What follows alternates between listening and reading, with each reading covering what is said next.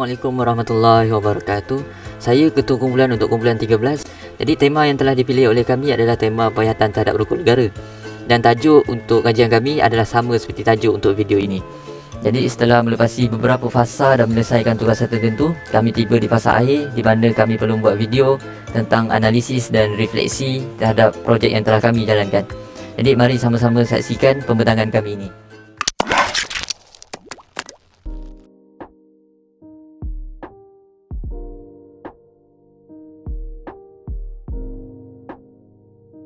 Soalan pertama di bahagian A Google Form kami adalah: prinsip kesetiaan raja negara adalah prinsip kedua rukun negara yang memaparkan pentingnya patriotisme sebagai benteng citra kewarganegaraan. Analisis kami mendapati bahawa identiti ini sangat penting dalam proses membela negara yang merangkumi sifat patriotisme berperlembagaan dalam negara berdaulat bagi memastikan kedudukan institusi diraja terus dipelihara. Prinsip ini perlu diterapkan secara menyeluruh. Jadi, kami yakin responden kami memahami konsep umum kesetiaan kepada raja dan rata-rata pelajar juga sangat memahami apa maksud raja yang merupakan ketua dan juga pelindung yang memenuhi aspirasi ke arah pembentukan bangsa Malaysia. Soalan kedua, melalui analisis kami, penghayatan terhadap rukun negara kedua dilihat semakin berkurangan, terutama dalam kalangan generasi muda, dan ini amat membimbangkan. Bukanlah golongan belia pada era ini banyak melakukan perkara seperti meneraka kepada raja, menghina lambang-lambang dalam keadaan kita menuju ke arah kemajuan, dilupakan sebagai salah satu alat penting yang membantu rakyat Malaysia bersatu padu suatu ketika dahulu.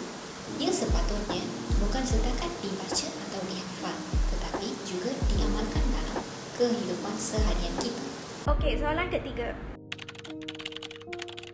Jika kita memahami prinsip kedua dengan benar, secara tidak langsung kita dapat menerapkannya dalam kehidupan seharian kita. Pelajar dapat mengaplikasikan prinsip kedua tersebut pada guru, keluarga serta institusi kecil yang berada di sekitar mereka. Jadi ianya tidak mustahil untuk membuktikan bahawa prinsip kedua rukun negara amat sesuai untuk diamalkan dalam kehidupan seharian. Hal ini kerana penghayatan terhadap rukun negara dapat membentuk satu bangsa Malaysia yang patriotik dan bersatu padu, kerana raja adalah payung negara yang menaungi seluruh rakyat di negara ini. Soalan terakhir di bahagian A adalah: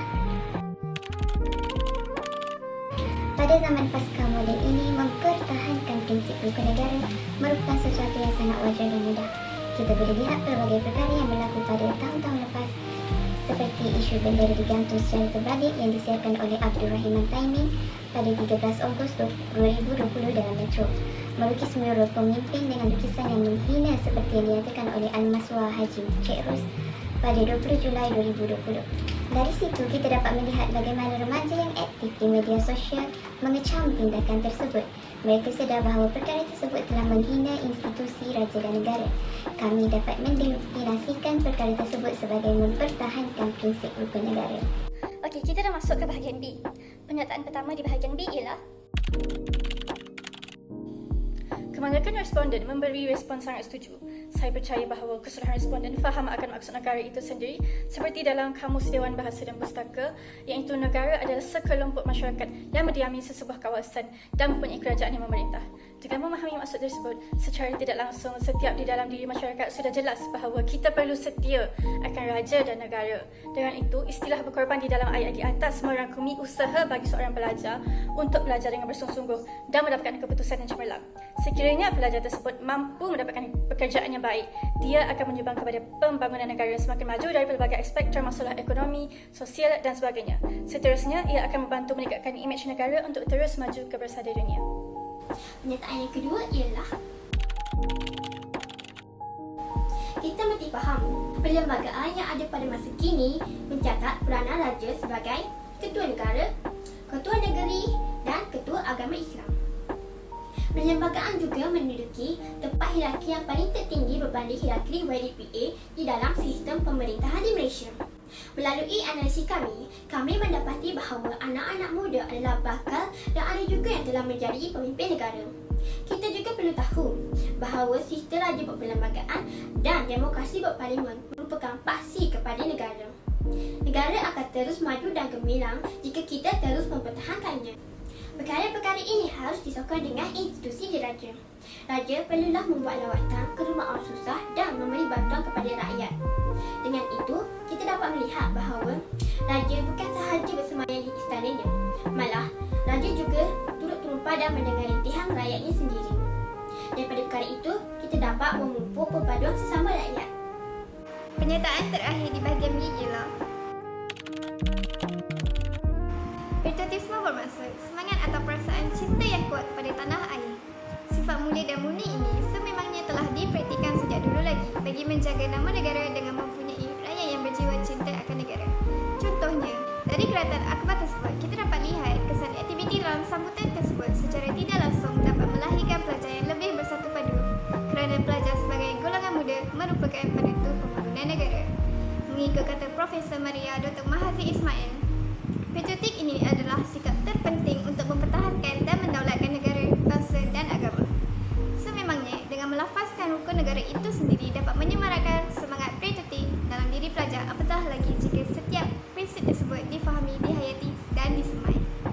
Bahagian C adalah berdasarkan kesemua jawapan responden yang telah diperolehi, kami telah merumuskan jawapan tersebut dan mendapat dua kesimpulan utama. Yang pertama, tukar cara berfikir dan menekankan kehidupan yang lebih beradab dan berhemah. masyarakat pada masa kini perlulah berfikiran secara terbuka dan tidak bersikap ekstrim kerana ini akan menyebabkan hal yang remeh menjadi satu isu yang besar. Yang kedua pula Tidak ialah menyebarkan berita palsu mengenai pemimpin dan negara.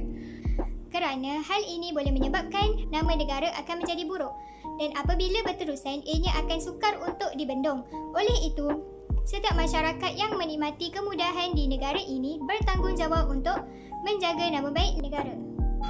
Berdasarkan keseluruhan bahagian yang ada di dalam Google Form kajian kami telah dapat mengenal pasti satu keperluan komuniti kami. Keperluan ini turut dapat memenuhi kesemua tema yang telah kami aplikasikan di dalam kajian kami.